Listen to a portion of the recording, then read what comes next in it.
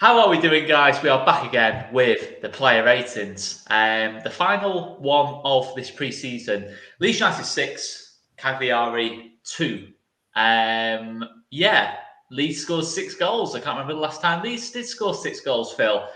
But there's a lot of really, really high ratings here. You know, obviously myself and Phil have discussed before coming on air for once, so you're not going to see us bicker about numbers. We've already agreed on numbers. Yeah, I mean, there's a lot of high numbers, especially for the forward players. All in all, Phil, quick sum up of the game. Happy enough? A little bit of worry about the defensive side of things, or is everything positive and we're going to win the league? No, we're definitely not going to win the league. I'm still going to caveat I'm buzzing. We've won a game so convincingly. I'm buzzing. We scored 6 goals. I haven't seen Leeds score 6 goals at Ellen Road, perhaps ever. I really don't know. It'd definitely be a long time anyway since I last saw Leeds score 6 at Ellen Road. I mean, it was a pre-season friendly. It was against a team that have just been relegated to the second division in Italy. And you never know how far along in their preparations they are, and obviously how far along we seem to be in ours. Everything does seem to be clicking. It does seem to be going really well. There was a couple of causes for concern in terms of, we were 3-0 up, and then within 2 minutes it was 3-2, and they could have easily made it 3-3. So there is a few little bits of concern in terms of maybe that the high line and pace being able to sort of penetrate us in behind and that kind of thing. But you can't obviously deny that the pressing looks really good. The way we attacked yesterday and that front four working together in unison is starting to look quite good. So I'm encouraged, I'm enthused, but at the same time, I'd still sit here and say I don't see us finishing any higher than maybe lower mid-table, to be honest. Even the 9th place finish that we got in the first season, I'd struggle to see us emulating that with what I've seen so far. But it's not miserable. I'm not sat here thinking we're relegated. I know some people might still feel that way, but look, we'll see how we go for the first 10 games and then maybe make our decisions there. Yeah, I think certainly on the look of things at the minute, obviously a lot can change in the transfer window, etc., etc. You bring in one striker who can get you 15 goals, all of a sudden that's so many more points added on. But I'd be stunned if we finish top 10 at this moment in time, to be totally honest with you. Not that I think we're going to... I'm in a similar boat to you, Phil. I think the fact that Crystal Palace and Aston Villa, certainly Palace, I think looked better than us, considering the players they had on the pitch. I think they're beating us with the full team on the pitch. And you think Palace, they finished about 13th last time around. I think, that's where I feel like our ceiling is at this moment in time going into this season. Let's not forget, we were 90 minutes from going down and we lost our 2 best players and the player that ultimately kept us in the league. So, I still think there needs to be some calm, despite scoring 6 goals. But let's get into these ratings. Let's start with Illan Meslier. I thought it was a standard, decent, nice performance of Illan Meslier. I think he's looking better on the ball this pre-season. Distribution's been better, less mistakes, more composure, and he made a very good save in the first half. I mean, Phil, your feelings on Meslier? Yeah, same, mate. I mean, to be honest, I think if you had to pick out 1 or 2 players that needed a good pre-season and have had a good pre-season, Meslier would be one. I think his confidence took a knock towards the back end of last season. But yeah, no, it's obviously a big performance against Villa down under, and obviously there was a couple of chances yesterday. I think one of them actually ended up getting ruled out for offside, but he made a good save there as well. A couple of breaking chances from, I can't remember the guy's name, the number 9 that scored their second goal. But yeah, he got a chance in the first half. Great save. Threat all game, to be fair. I have to say, he looked far too good for the Italian second division. It would surprise me if there was scouts there, like yourself, Phil. Obviously, a scout like yourself must have been making a few notes on the Cagliari number 9 there. But but Meslier made a couple of good saves from him, and tested towards the end with those free kicks whipped at near post, and free kicks have been his weakness. So I'd say 7. I think he had a good game. Yeah, I think we agreed on the 7, to be fair. I think we both went 7, actually. So, I think 7 out of 10. Rare moment in time where we're both happy with each other. Yeah, we are. I think most of the chats, all the chats so far, Gail and Danny have both gone 7s, I think. Yeah, Gail and Danny got 7s. I think a 7 seems about fair for Illan Meslier. Rasmus Christensen, we had a different view on, but we both kind of agreed to one figure here on Rasmus Christensen. I thought he was good yesterday, certainly first half. Maybe second half, defensively, a couple of iffy moments defensively in the second half, I felt. But a decent enough performance for me. And certainly, he is very, very clearly going to be our starting right back this season. I can very much see Rasmus Christensen playing 35, 40 games. It's not just games, starts for Leeds United this season. I just don't see, as good as 𝐃𝐎𝐍𝐹 is, as good as 𝐷𝐾 can be, I just don't see them really causing Rasmus any problems. I just think he's just good at everything for me. I think he's just doesn't excel so much at certain things, but he's just good at everything. He's a solid Berardi type player for me. Yeah, I mean, I definitely agree in terms of had a good game. I went obviously higher than you. We've rounded down and met in the middle, but I was really happy with him. Obviously, I think going forward, our fullbacks are on both sides very impressive, especially Pascal, which we'll get on to as not the natural left back in him. But yeah, the performances so far throughout pre-season has sort of been indicative of what we can expect this season in terms of we're going to need those fullbacks to create chances for us and link up with that front four. And the way that the shape changes when they sort of come into play is fascinating. And obviously, I think that can lead to when we'll get onto the centre backs in a minute, and probably the only two players that have like a bit of a lower rating. But I think that the fullbacks getting so high can leave them a bit exposed. And I think the lack of pace going backwards is the thing that was the only kind of takeaway that I took as negative from yesterday. But yeah, going forward in particular, Rasmus is a bit of a beast, isn't he? And obviously got the head injury, carried on. Leeds fans will love that. I just think he's going to settle in well. I think very Berardi-esque, wasn't it, the way he carried on? Oh yeah, I mean both fullbacks were very good. I actually think Pascal had a really quiet first half, but second half grew into the game. And for me, Christensen was solid for pretty much the entire game. Like you said, there was a couple of sloppy moments as the game wore on, but I was really pleased with his performance. First time seeing him in the flesh at Ellen Road as well. So yeah, really happy with Rasmus as a signing. And I was listening to a podcast last night. I think it might even have been Leeds that, and they sort of said that they didn't think he was that much better than a prime Ayling. And for me, I'd have to disagree just based on what I've seen so far. I do think it's a step up, and I think Ayling might struggle to get back in. Yeah, I'd agree. Listen, it's very early days on Rasmus Christensen, and to be fair, listen, he's not played a proper game for us yet, let's be honest. So we'll get too carried away early doors, but he's certainly one you can see being a bit of a cult hero potential this season. Very strong cult hero potential, but he is a big lad. When you actually see him up close and personal, he is massive. And yeah, I think we're both agreed on the basis of him being massive and being too scared to give him any lower than an 8. We've got an 8 out of 10. Yeah, I think maybe, I think a couple of people have gone 8s as well. I think he was second half, maybe a little bit of a drop off, but first half certainly, I think he did run that right hand side for us very much. Let's go on to the centre backs, or should we go left? Let's go to the centre backs. Let's go on to the more negative side of the game. Robin Koch, I thought probably had the shakiest game of the pre-season. I think he's very much the number one centre back. It's going to be Robin Koch plus someone else, and I include Lean Cooper in that now actually, because obviously Lean Cooper hasn't played a minute of pre-season. He has to be very much considered part of that now. Robin Koch feels like numero uno now in terms of the centre-back pecking order. And I think that's still fair. I think he's still being our best centre-back in pre-season. But yesterday, that second goal, especially when he's in the opposition's half, it's just poor positioning.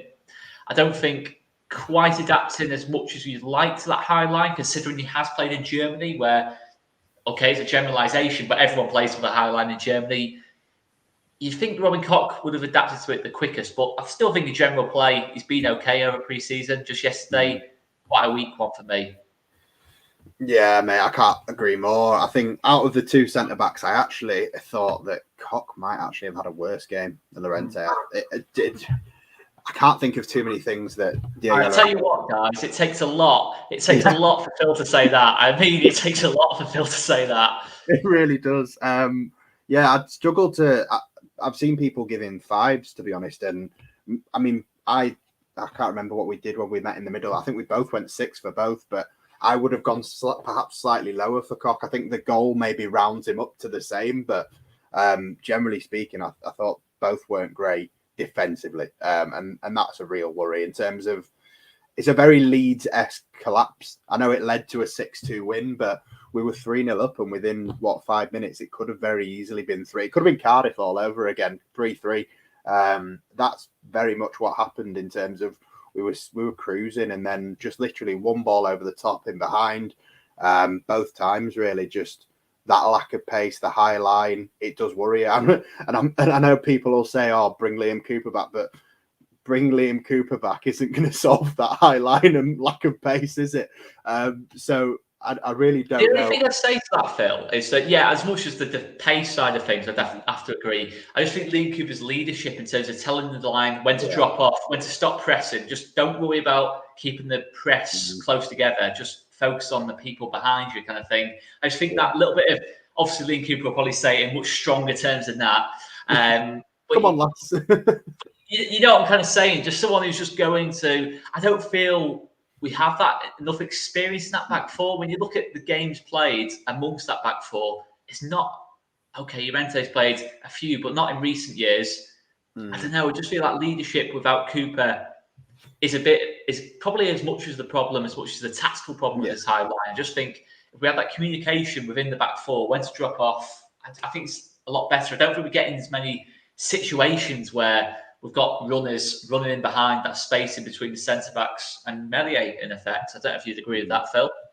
I mean, I'm intrigued to ask you a question. Like, who would you start next week with, obviously bearing in mind Cooper hasn't played, but who is your starting pair? I mean, would it be still Cooper and let's put them not racing down for Robin Koch. I think we've effectively done it anyway. We've agreed on a 6 because I want to talk about Llorente as I get into like this question, Phil. Yeah, I'm not convinced about Llorente as a left-sided centre-back. And I think even at Llorente's best, I don't think it was his best position. I think he's better on the right, where he was playing on his stronger foot, not having to cut inside. Yeah. This kind of thing. I think that's very much why Marcelo Bielsa and Jesse Marsch really have been always keen on playing a left-sided, left-footed player rather than the right-footed player to kind of, be playing on the stronger foot. I don't know if you agree with that, Phil, either, but with the situation. I don't buy him as a right centre back. No, centre back. All right, Phil. All right. Just okay. From your perspective, even worse than as a left-sided centre back. I think you've got to admit that even as a left-sided centre back, it looks even more uncomfortable in that kind of role. I'm just thinking back to the Man City away game, where he's trying to ping out passes with his left foot, at the Etihad, and it's just not going well. But it does worry me a little bit in terms of I just don't think Koch and Llorente have ever quite looked right together. I think it's okay, but I just think against Wolves with Pedro Neto, Gibbs White, Podence, who are probably going to be that front three, having spoken to Wolves fan this evening. Make sure you check that out, guys, on Thursday. Opposition preview of Wolves. Just want to plug that. It worries me a bit, that centre-back pairing. I do think that when Liam Cooper's back, or if we do sign a left-back, I'd rather bring Liam Cooper and Pascal into that left-sided slot, to be totally honest with you, and have Robin Koch and Llorente battling out for the right-sided slot. I just don't think it has ever quite looked right throughout pre-season, really. I think, even Pascal, I've got questions about in a high line as a left-sided centre-back. I just don't think it's quite looked, considering all this talk about we don't need a centre-back, we don't need this and that, and then obviously Charlie Cresswell's gone, etc., etc. Charlie Cresswell in his debuts, obviously top scorer in the Championship, all these different things that have happened. It just, I don't know, I just don't think we've ever looked particularly comfortable defensively throughout pre-season. I don't know if you'd agree with that, Phil. Everything else in the starting lineup, right back, midfield, front four, 100%, 100% what it would be that played against Cagliari. I've just got a problem with that two centre-backs as a partnership. I don't think it quite works at the minute. I don't know, mate. I think realistically, it's not just pre-season, though. Like, I can go back for the whole of Marsch's time at Leeds, where it kind of has been a case of the further up you get in the pitch, the higher the ratings go, because the front four work well as a press. The two in behind, if we're having a good game, will usually play well. The people that usually do get lower ratings, I've noticed since Marsch came in, is the centre-backs. And if the full-backs have a great game as well, like, they might be higher up. But I can guarantee you pretty much every game we do a player ratings between now and the end of the season, spoiler alert, the centre-backs will probably get the lowest marks. whether we win or lose, because I do accept the point that someone said earlier where the centre-backs aren't made to look good in this system. It doesn't help them. I mean, Phil, before Liverpool's, I know it's a crazy comparison, but before Liverpool signed Virgil van Dijk, people need to remember that they were chaotic in terms of defensively, and that's Liverpool. And I think it's just the nature of playing this heavy metal, high pressing, narrow style of football with a high line. You're going to have, we're going to concede goals this season, but hopefully we're going to as well. Like you said, mate, when you've got Liam Cooper, and I know some people might say in terms of quality, they might think 𝐃𝐲 or Llorente or Striker, all three are better. But for me, just that calm leadership and an old, mature head on the pitch that just maybe does do that. Okay, lads, I know we're meant to be playing a high line, but let's not be suicidal about it. Yeah. A little bit of actual maturity. I think that it makes up for a perceived lack of quality, whatever people say about Coops. I actually do still think if I'm choosing a starting centre-back pairing tomorrow, Liam Cooper is in it regardless. I would still go 𝐃𝐲 over Llorente, and I'd make the two of them fight out for that right centre-back slot. But I don't think either of us are going to sit here and say we see Liam Cooper starting against Wolves. It just doesn't look like that because he hasn't had any minutes. But I do think centre-back it is painful watching, obviously, Charlie Cresswell go out to Millwall, score 2 goals on his debut. Look, it's one game, it's a small sample size, but I would have liked to have seen Cresswell stay. I'm not quite to Scott's level of like, throw him in, get him in now. But like, I do think he could have definitely pushed those two and maybe made a bit of a play. Yeah, I think the other thing as well is I think Cresswell, in terms of, I think he played when he did come into the team last season. He played a couple of games on the left as well, in the back two. I think alongside Llorente and 𝐃𝐲 played, whoever it was against Wolves. He seems, from what I can remember, he's playing on the left of the two. Looked relatively comfortable. But listen, obviously Charlie Cresswell doing well in the Championship doesn't directly correlate to him doing well in the Premier League. We know difference in quality of the attackers, system, all these different bits and pieces. Millwall do not play a similar system to us in any sense of the word. So it's a totally different system. So that's something to throw out as well. But let's go on to Llorente. I think Llorente, for me, I know obviously you may be a little bit more enthusiastic, Phil. I thought it was very similar to Robin Koch, albeit wasn't at fault for the second goal as Robin Koch.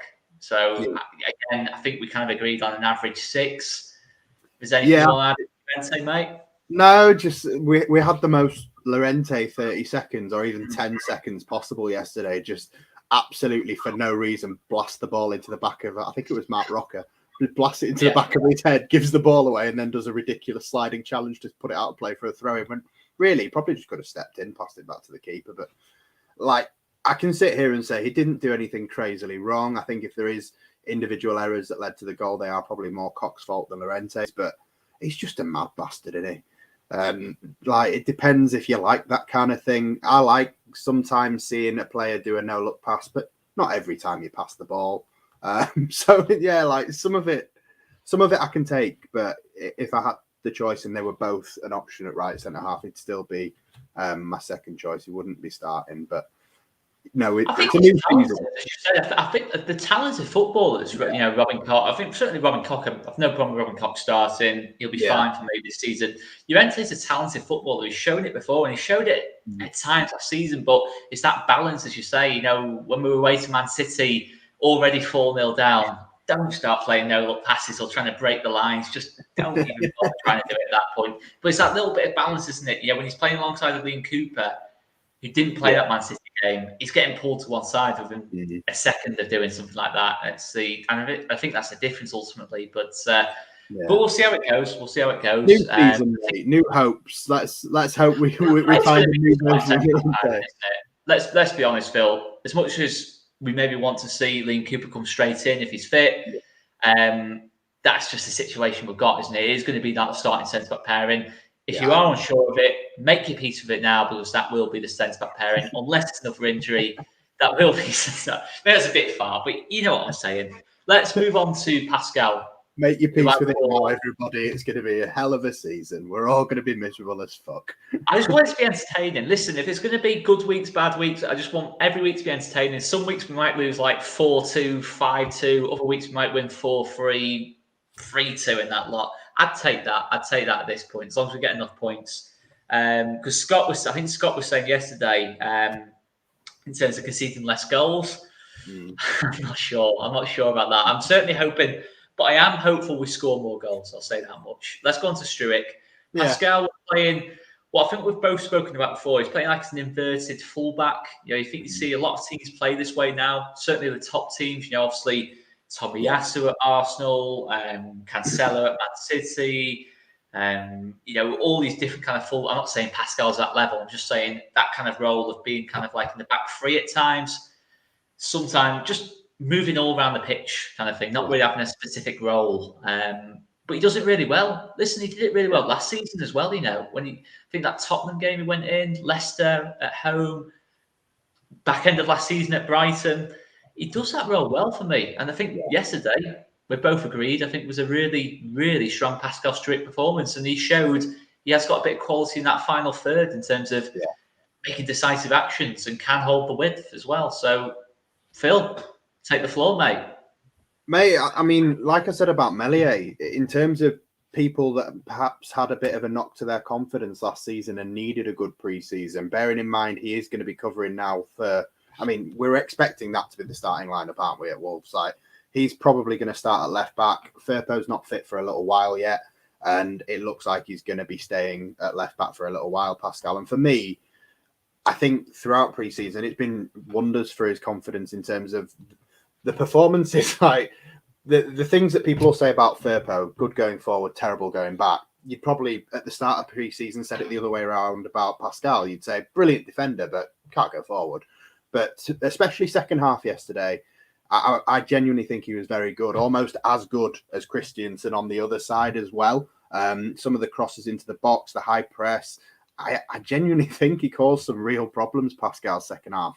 And I've seen a different side to him. And I genuinely, and look, I know I'm not Firpo's biggest fan, but I actually think he offers as much going forward based on yesterday. And look, this is where you have to caveat. It is a Serie B team. It is pre-season. We don't know how far along they are. And then you have to caveat it that much, Phil, because last season, Pascal did look better than Firpo at left back, if we're being honest. And listen, Firpo's got an injury and he's out for 8 weeks. And the left back situation still worries me. I'm not going to deny that. It still worries me. But it's a bit less of a worry that you've seen Pascal. Okay, he's not a natural left back, but he'll give you a solid job in that position. He will do a solid enough job for you. It won't be outstanding as such, but I still think we need a left back because at the end of the day, Firpo is injury prone, has got a suspension in him as well.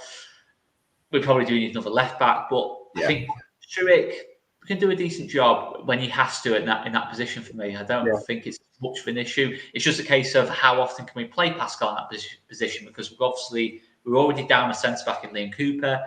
Cresswell obviously going out on loan. We might need Pascal to play centre back as much. Yeah. So it's still a bit of an issue for me, but we kind of agreed on an 8, didn't we, for Pascal? Yeah. No, I'm still happy. He is still a centre back. Let's be honest. That's his preferred position. I'd still prefer to see him there. But if we didn't buy another left back, which again, let me say, I hope we do. I'm content with Pascal covering while Firpo's out, and realistically, I'm content with him staying there when Firpo's back as well. But that's just me. Yeah, no. Listen, I think a lot of people will agree with us. Let us know in the comments your general feelings on that left back situation. But let's move on to the midfield, because I think this might be a hot take. I think the midfield is arguably our strongest position on the pitch at this moment in time in terms of as a collective, especially with the injuries we've got at this moment in time. I think Adams and Rocker is looking a really, really tidy, tenacious, well balanced. Both can kind of iron out each other's weaknesses with their strengths. I think it's balanced. I think it's working really, really well for us. And that's been the one area of the pitch where consistently I think we've looked really, really good. Tyler Adams, let's start with. I thought was superb again yesterday. Listen, he's not someone who's going to break the lines and play, Calvin-like passes onto the wings and switch play and do really hipstery things with the ball and that lot. But he's someone who's going to keep the ball. He's someone who's not going to give the ball away. He's someone who's going to win his 50-50s and allow us to have a little bit of control in the middle of the park and allow Rocker to do the fancier stuff with the ball. And he does the role really, really well. And he's made a real difference. He can get us out of pressure, play through a press.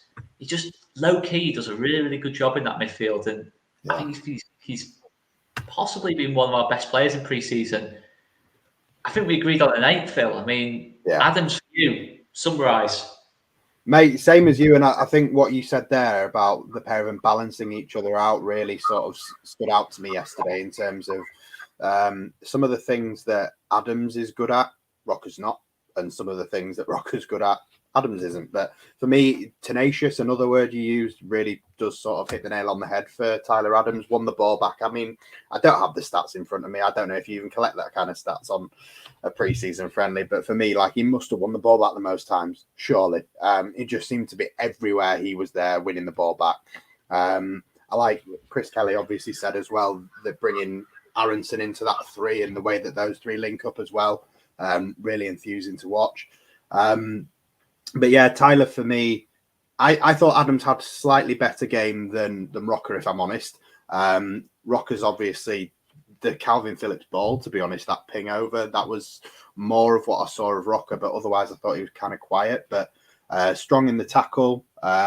Generally speaking, I'm really pleased with both, but for me, Tyler Adams looks more a Leeds player straight away, fit to wear the shirt straight off the bat, and I think Rocker will grow into it, but they do balance each other out well, and when one goes, another sits, and when the other sits, the other will just sort of I just like everything they offer with each other. They've got a good understanding so far. I think bumped into each other once, but other than that, most of the time they looked to be on the same wavelength pretty well for people that have only known each other a few weeks.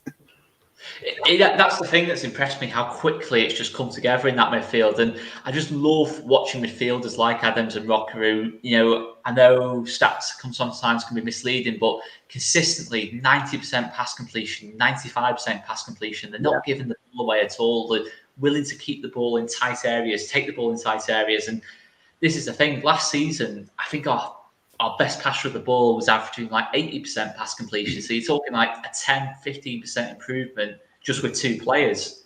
And that's massive. I think that's massive for us building up play, keeping the ball, keeping possession, control of the game. And you can't control the game if you keep giving the ball away. It's as simple as that. It's a simple to football, really. And so we've agreed on an 8 on Adams. Rocker, I have to agree with you, I don't think it was quite as good as Adams, but I still feel it was a really, really strong performance from him yesterday. And I think we kind of agreed on an 8 on Rocker as well. Albeit Adams' 8 was probably a little bit more closer to a 9. Rocker, I thought, was really good too, in terms of breaking the line. I know what you want me to say, Phil.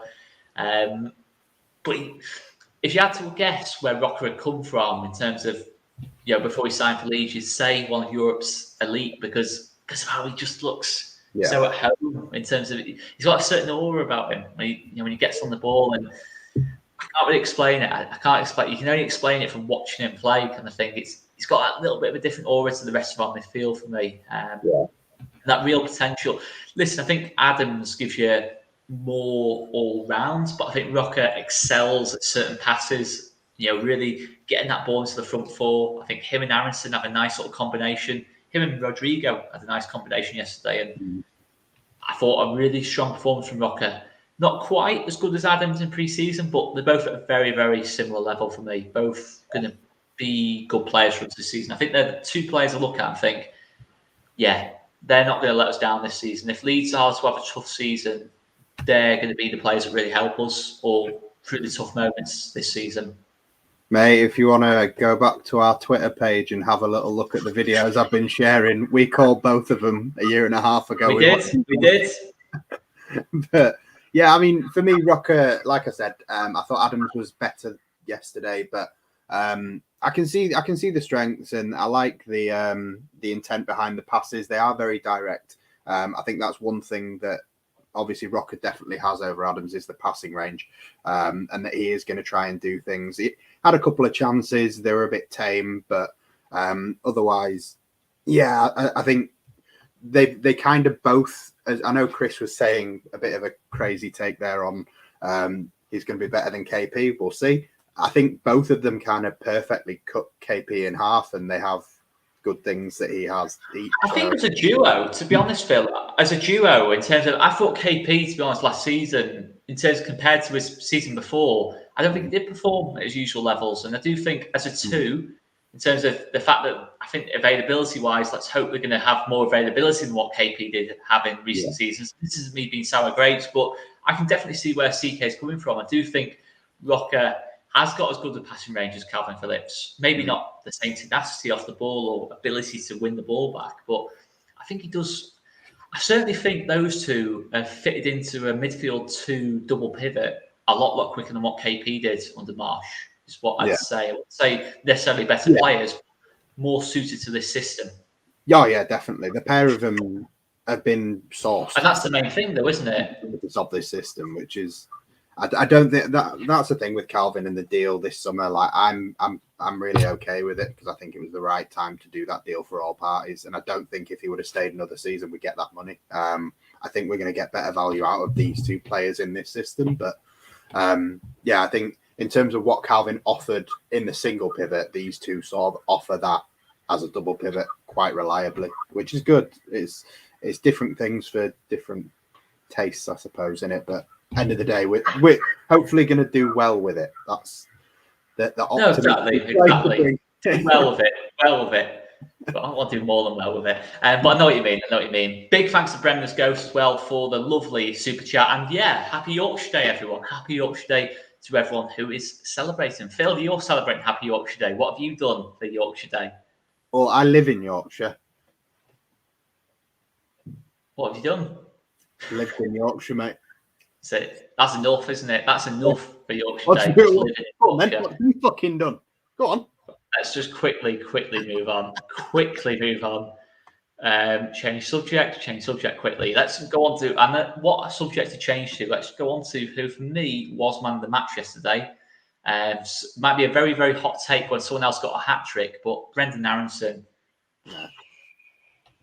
Dear me, what a baller we have on our hands here. To me, I don't know if you'd agree, Phil. He seems to be playing like as a narrow right, like as a right attacking midfielder. Rodrigo more central, and he fitted that role really, really well. And 3 assists yesterday, beautiful assists, and he's got. It's hard to. I don't think he's someone who's going to get us tons and tons and tons of goals and assists, but I think he's someone who's just going to give you that class. That bit of a. Again, it's going to sound crazy comparison, but like 𝐅𝐀𝐍𝐃 does for Arsenal or Bernardo Silva does for Man City, get us up the pitch in terms of know when to carry the ball, when to release the ball, keeping the ball in the final third, and just knitting everything together. Not necessarily being the player who gets all the limelight in terms of goals and assists. Yesterday was, to be fair, he did get plenty of assists yesterday.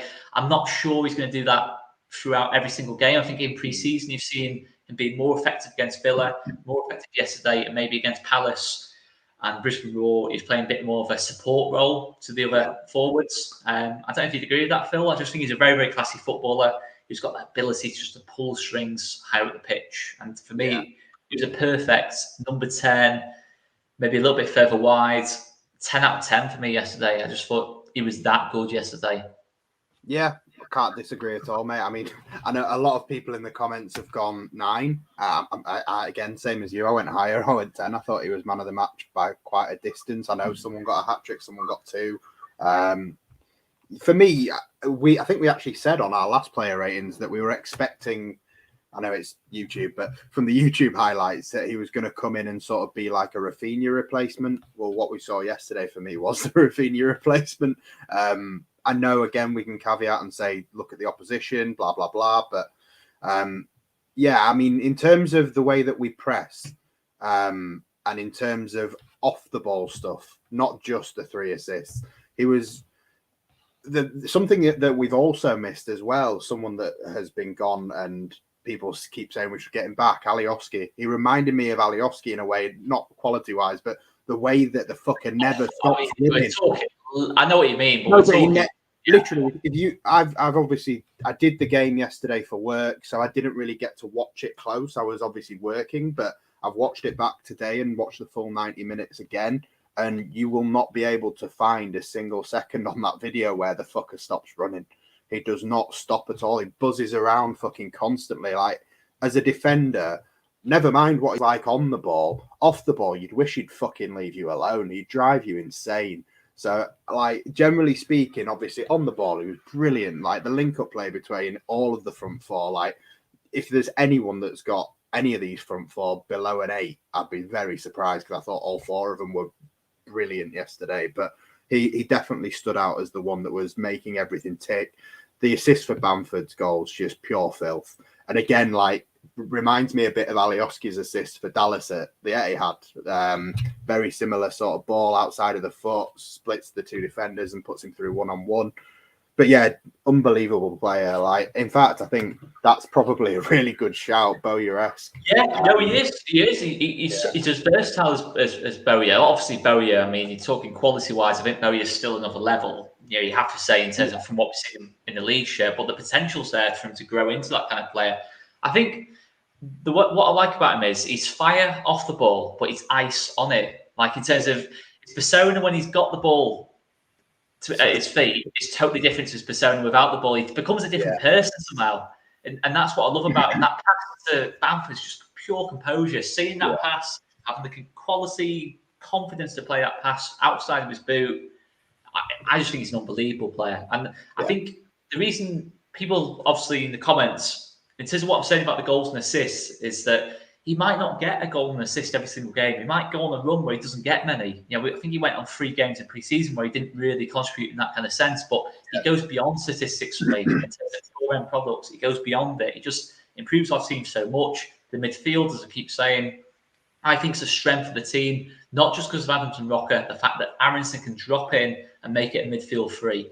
You know, if we need to go to 4-3-3 late on in the game and, you know, cover the channels and that lot, have Aaronson covering the right channel, Rocker covering the left, Adams sitting in, we can do that. We can be a lot more versatile. We can go into this 4-2-2-2-2-2 system as well. You know, he just gives us that versatility. And I think he's absolutely superb. And I think he possibly is the best signing we've made this summer in terms of what we needed in that midfield, that number 10, with that bit of quality, that, you know, that ability to take the ball on the half turn and just make things happen. And yeah, I think he will get numbers, 𝐃𝐄. I think there's no doubt about it. He'll get numbers. Yeah, I'm really enjoyed 𝐃𝐄 making the second assist an assist for the assist. I like that. Yeah, we've got Chris talking about stats. That's it. Forget the statistics with Brendan Aaronson. Yeah. If he, you know, I've lost my words. I'm lost for words with the beautiful American men. But he will do bits. He'll do bits for us this season. He will. He might not get the numbers of Rafinha. He might not do that, but he might have a similar influence in terms of making us a better team for us on the pitch. I think he's going to play every game this season for me. I just don't see how. I think he's what the team's going to be built around, very much so for me at this stage. Yeah, obviously Sinisterra maybe. I just think Aaronson from the start of this season is going to be the key man, the glue in that attack. Yeah, absolutely, mate. I mean, if we can see anything like we saw yesterday in Premier League games, we have a chance of sort of replicating what we had last season in terms of a Rafinha being able to carry us over the line in games. We do need that. And I know Pablo's obviously come up as well in this chat as well. If someone can sort of add that Pablo Hernandez sort of aspect to Leeds, which has been missing for quite a while now. Yeah, I think having an individual player, but also having a system where they all work together so well, that's the thing that's impressed me, to be honest, the most over the games in pre-season, regardless of the results, regardless of the goals and you know, anything, just more the front four and the way that they press well together and the way that the CDMs and the fullbacks then go and get involved as well. But that for me, the press has been the most encouraging part of pre-season.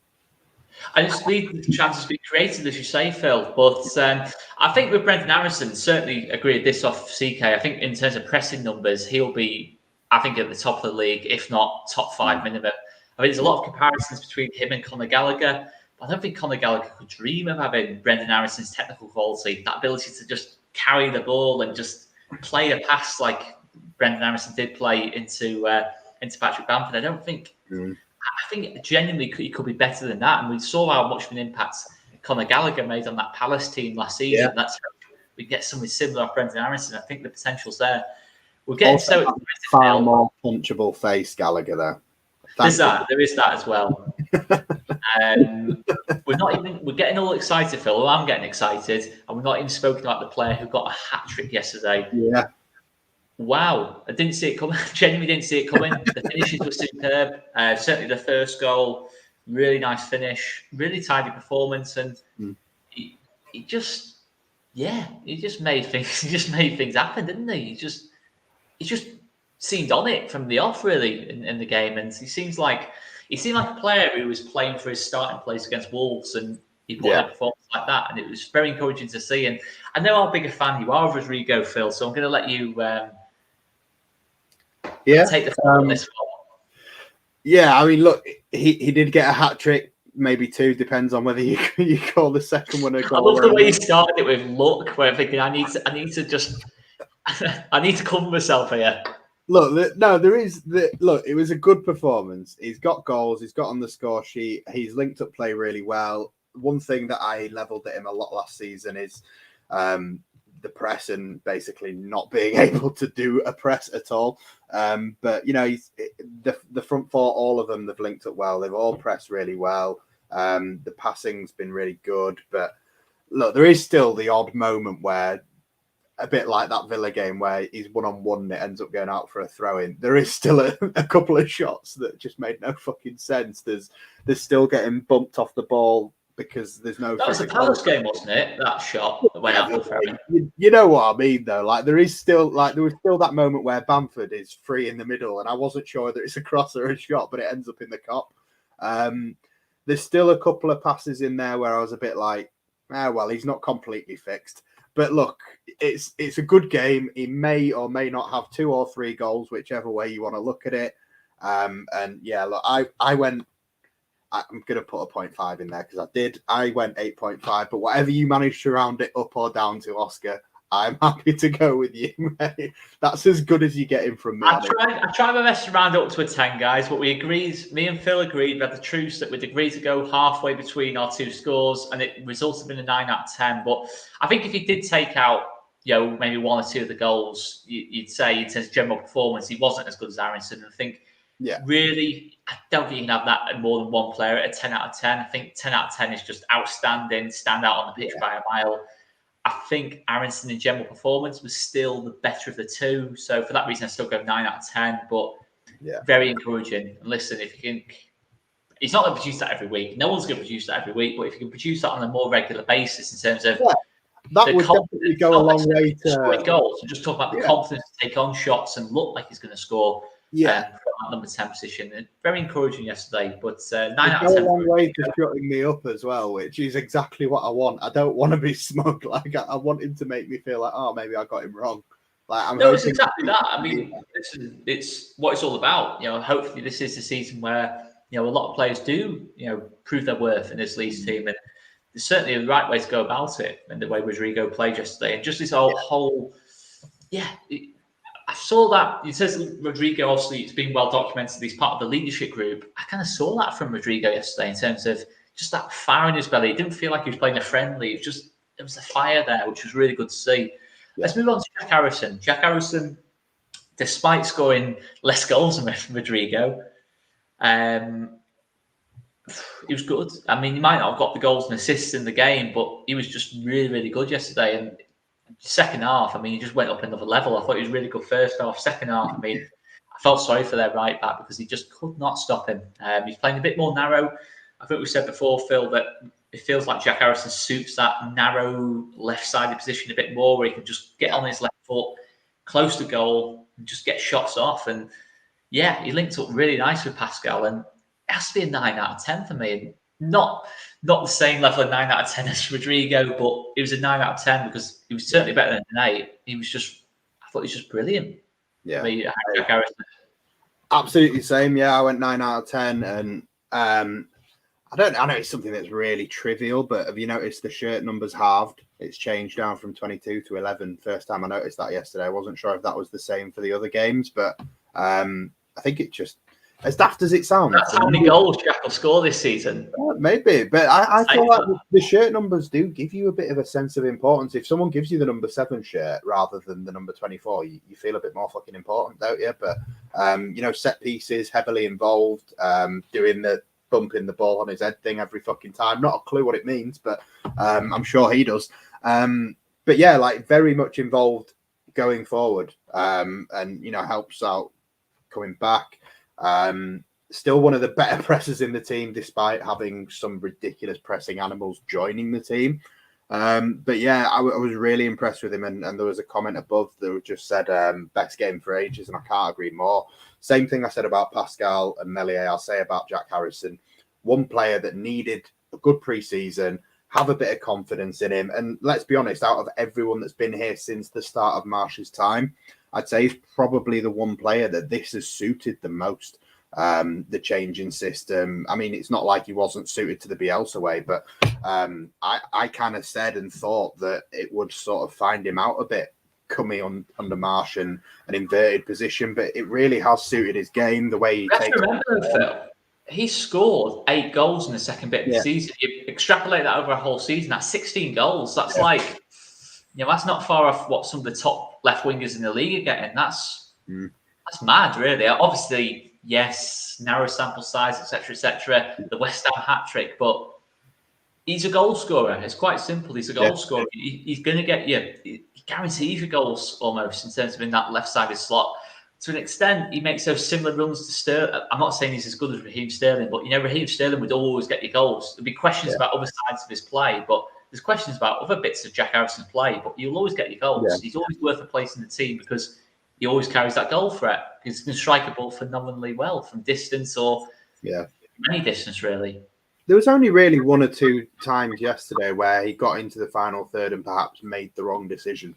That's for me the difference in a good Jack Harrison performance and a bad one. It always sort of comes down to decision making. Like when in terms of work rate, pressing, on the ball stuff, generally speaking, he's absolute quality. It's just whether he makes the right call. But some of his footwork yesterday leading up to some of the goals and his involvements for chance creation was just ridiculous. Like probably the best game I've seen him have. And look, you've got to take into account the pre-season, the opposition, but very much a much needed good performance for him going into a new season where he is going to be important. I think it was very telling that there was no Dan James.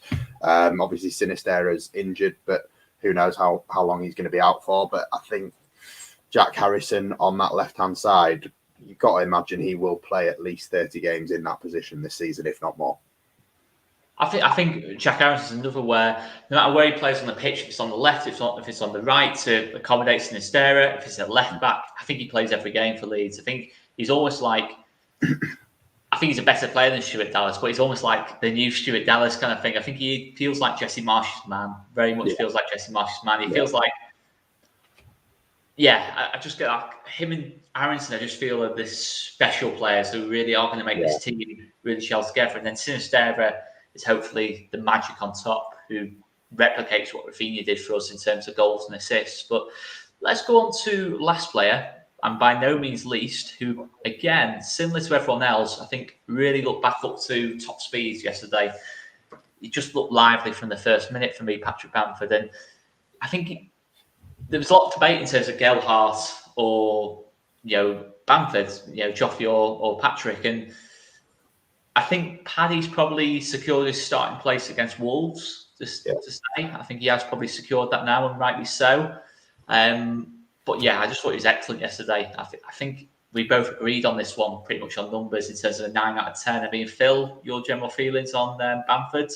Yeah, mate, great to see him back. Great to see him play 90 minutes. Great to see him score not once but twice. As Chris said, great to see him back to sort of what is his strength, sort of bullying centre-backs, making those runs that are a nightmare, the pressing side and the way that they all linked up. And obviously Bamford had a massive part to play in all the goals, not just the ones that he scored. I actually think, and obviously I know the numbers will say it, but I think he had a better game than Rodrigo, regardless of Rodrigo getting the hat-trick. I genuinely thought it was a brilliant performance from Bamford, and obviously another person whose confidence will have taken a bit of a hit because of the amount of minutes they missed out on last season. But for him to come through 90 minutes with 2 goals under his belt and be able to go into the start of a season on form, fingers crossed that gives us an idea of maybe we can see that first season in the Premier League rather than the second from Bamford. I want to see him play 30 odd games. I want to see him score double figures and more. And that gave me some confidence that could still happen. Obviously, pre-season and to be honest, the whole of last season has given everyone a bit more confidence. If he's not there, Joffy can step in. Joffy can do a job, but Patrick Bamford is still the number 9 at this club. He's still the senior striker, and we can rely on him. That's something that yesterday told us, which is very, very reassuring. Bearing in mind, we aren't really sure whether we're going to get another one in. It looks like they're still going for one, but it's definitely not going to be. We need one though. I still feel it. I still feel it. It's time for Wolves though, and it's probably not going to be until very, very late in the window if there is going to be one done at all. So, I still think it's worth doing. I think over the season, obviously Bamford, we've thought many times he looked healthy, and then all of a sudden, it's that little twinge, it's the reoccurrence of an injury, and obviously Joffy, is still only 19, isn't he? So, I know if they're good enough, they're old enough, all that, but playing every single game is a totally different pressure, and obviously, I just feel we need that other striker as well, despite what happened. I'm not necessarily saying Bamford's not good enough to start games for us, because if he plays anything like he did yesterday and like he did in that first season and at times last season, then he's clearly the starting striker for this team. But it's good to have that backup. It's good. I'd rather be too cautious than kind of like lackadaisical on this, because I do just feel that if he does pick up an injury, all of a sudden it just affects the whole balance of the team from a pressing point of view, all these different bits and pieces. I'm still not convinced Joffy can press as well as what Bamford does. Certainly yesterday, I don't think it takes a while to learn how to press like that, in that kind of sense. So I still feel we need another striker. I do really, really feel that. I'm not sure if the guys in the comments will agree with that. I still feel pretty strongly about that and the left back. And if we can get those two positions, then I think we're okay. I think we're okay into this business then. Yeah. No, mate, I'd agree. I think, if I'm honest, I don't think there will be any business done for a couple of weeks. Knowing Leeds, they'll wait like they did with the Rafinha deal. They'll wait for something late to pop up. That's not a bad thing as such, because see how I think we've got enough to start these first 2 or 3 games and see how things go. Even the left back situation, maybe that might become a little bit more critical if Pascal has a poor game against Wolves. We'll be like, oh my word, what are we doing? What are we doing? We know everyone's going to lose their heads. If I'll lose my head. You'll lose your head. We'll all lose our heads if Pascal has a bad game against Wolves. It will happen. There will be the odd game, and that's what we've got to accept. But I think from the start of the season, I'm not saying we need to dive in with 2 feet and say, right, that's it. Let's get Callum Owendo in on Tuesday. Pay 50 mil if it makes the deal happen. Terrier, whoever. You know what I'm saying?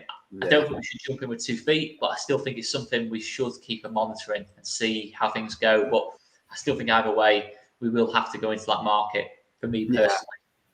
See, I'm relieved, to be honest. Like the links have finally started coming out about Che Adams, haven't they? And that's been the person I've wanted all summer, in all honesty. And I genuinely think I agree on Che Adams. And let's have a quick look, because we're giving Bamford a 9. We've given Bamford a 9. Che Adams, there's been like a mixed reaction to that, but you look at his underlying numbers, stats again. He's consistently hitting a goal every 3 games that he plays, which I think is decent at Premier League level for a struggling team. But he's getting a goal every kind of like 5 or 6 games. An assist every 5 or 6 games. And it works out, basically, he's getting a goal or assist every 2 games. And you look at that for the price being mentioned as well, and the fact that he can do a job, he might, whether he'd be a starter for this team, I don't know, but I still think he can do a job. I wouldn't mind this. And the fact he can press high up the pitch, it makes a lot of sense to me. Ǩēh𝐿 is probably a more talented footballer. I'm not going to deny that, but does he fit this system as well? He's a winger. I mean, if you originally, is he a lone centre forward, or is he a centre forward in the front 2? No, I think for me, Che Adams fits exactly what we're after. When 𝐃𝐻𝐿 did eventually leave and didn't come back for the loan spell in January, we went in for him. There was a deal in place with Southampton. I think it was around £15 million at the time. That obviously got canned because 𝐼𝐻𝐿 didn't want him to go, but the club were happy to do business with us. Leeds have got a habit of going back in for players, people that were on their radar 2 or 3 years ago, as we've done and predicted with Adams and Rocker. These are players that were on the radar 2 or 3 years ago, and we've gone back. James Aaronson as well. Yeah, James, Aaronson, we've got a habit of doing this. And for me, he was a perfect option for us then. Now, since that move, he's now 4 words that this football team needs. Never mind 𝐃𝐎𝐖𝐍𝐋𝐄, never mind 𝅅𝐍𝐿. Proven Premier League striker. That is what we fucking need. Like, I'm not going to lie, I'd still go 𝐃𝐿𝐼𝐍𝐿 ahead of Che Adams. I just look at 𝐃𝐿𝐼𝐍𝐿, I think. As daft as it sounds, for me, the thing with, if you're getting a player like 𝐃𝐿𝐼𝐍𝐿, from what I've been told of him, I haven't watched too much of him, but from what I've seen, what I've been told, he's basically a little wonder kid. We've got a wonder kid. We've got Joe Gelhardt. I don't want to stunt that progression. Like, if you're going to bring someone in that's going to play second fiddle to Bamford, or if Bamford's injured, he can play instead of Bamford and do the same job, and it doesn't stop Joe Gelhardt progressing the way he should do. I think Che Adams is the perfect person to bring in for this. I've thought that for the whole summer. I think if we're looking at that in terms of price and what the role will be, I think obviously from a tactical point of view, Adams probably fits it better. But what I would say about 𝐃𝐿𝐼𝐍𝐿 is, I know what you're saying in terms of obviously Joffrey Gelhardt's progression in that lot, and I do definitely hear that. But I just think 𝐃𝐿𝐼𝐍𝐿, I think he's more than the wonder kid. I think he's actually showing end product now. The fact he's gone this PSG tour, he's made nothing impression from going. He's basically gone from being certainly absolutely 100% gone from PSG to basically almost taking Icardi out of the club. He's almost taken Icardi's place and basically closed the door on himself and just basically shoved Icardi through the door, basically, in terms of the way he's played in pre-season. I mean, he's been amazing for them, and I just feel there's something about 𝐃𝐿𝐼𝐍𝐿. He's not a similar type of player to Bamford, but it's just something really special about him in that kind of sense. It gives me that kind of, he's different players for Rafinha, but he gives me that vibe in terms of improving the team in a similar kind of way. And I've not seen enough of 𝅅𝐍𝐿. I can't comment on 𝅅𝐍𝐿 as much, but listen, if we get Adams, whoever it is, as long as we get someone who fits the system or can give us that extra quality, that's all we can kind of ask for. I'm not as fussed about Premier League proven. I'm not as fussed about that. But I don't know. Let us know in the comments, guys. I think me and Phil are at slightly different wavelengths, but I can definitely see what you're saying about the proven Premier League striker. Yeah, mate. Look, it is what it is. People want different things and for different reasons. But for me, I've always been a big fan of Che Adams, and I think he just suits the way that we play. And he, in terms of having a player like Patrick Bamford and the injuries, whether he will play as many games as we want him to, I just think he steps in there really well and would take the place. But look, I'm going to be happy regardless if we bring somebody in. Like you said, it's about bringing numbers, get bodies through the door, and ideally people that can have a long-term effect and a long-term impact on the club. But we have already spent quite a bit of money, but a bit of money's come in the door as well this summer. So there is still something on the table. There's got to be money left to spend. And look, I don't want us to go out and just sign a shitty left back that's going to get dropped the second Firpo's back. I know they have got a lot of faith in Junior Firpo, far more than any of us fans, I think, do. But I think they are quite committed to letting Firpo have another season as first choice. For me, I'd rather go and blow a lot more money on the left back. I'd rather go out and buy not fucking 𝐾𝐿𝐼𝐍𝐿 style. We haven't got 50 mil to spend anymore and he won't come. But like we spoke about last time, Gaia, someone like that, come in at left back, be our proper first choice left back. And I would spend slightly less on the strikers because I don't think it's as pressing a matter. I think it's good that we need enough money in, but I don't think it's as important. There's a case for that. There's definitely a case. I think a lot of it will be on how Pascal probably starts the season and how things are looking defensively and that lot. But just to say, just one thing in terms of to further your point about going for Adams is the fact that we've got to remember Adams' role at Southampton is very much a second striker. He's having to play off Broja, Danny Ings and that lot. He's not really being the main man in that kind of sense. I just think it's the main man. He showed it, I know at the championship level, but for Birmingham, he showed he can do the role superbly. Why can't he do it for Leeds? No reason why not.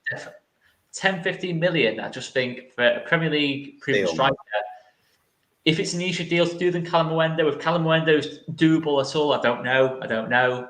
I'd love us to try and pursue that one. But if we can get Adams done quickly, go for it for me. But either way, I'd be happy with either one. But yeah, I think we've pretty much covered it there, to be fair. Mr. Miles, I think we've pretty much covered all our points.